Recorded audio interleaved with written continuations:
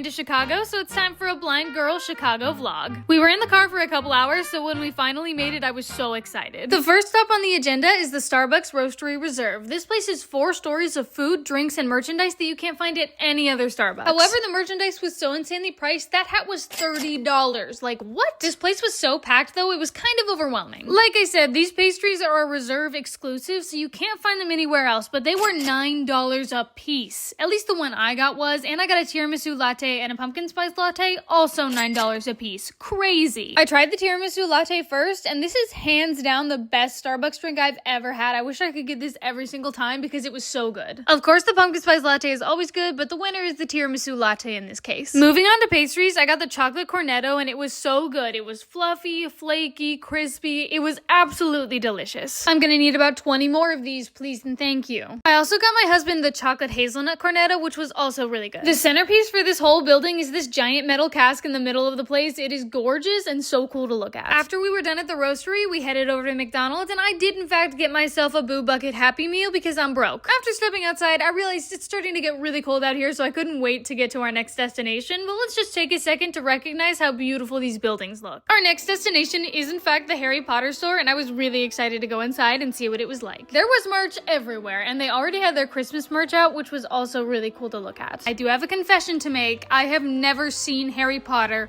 Gasp. I know. Why am I in a Harry Potter store if I've never seen Harry Potter? Well, I am gonna have a watch party with my husband, so I promise I'm gonna experience the magic of Harry Potter really soon. And even though I haven't seen the full movies, I can definitely see all the detail that went into this store. Everything looks so cool and unique. I ended up finding this really awesome luggage crossbody that I definitely had to get my hands on. This store is so huge you could literally spend hours in here, which is exactly what I did. Honestly, we spent probably around 2 hours in this store altogether, but it was well worth it because I got some awesome stuff, and I can't wait to show you guys what I got. Oh my gosh, there are so many people. We went to the other side of the store to get some butterbeer. I was really excited for this, and I got to keep the cup that it came in. So this better be good because it was $13.50 for this, but oh my gosh, this was hands down the worst thing I've ever had. It was actually awful. It was just straight sugar in a cup. It was like diabetes in a cup. Ah, coffee in my eye. Coffee in my eye. Wow, okay, that was awful. I needed a coffee chaser.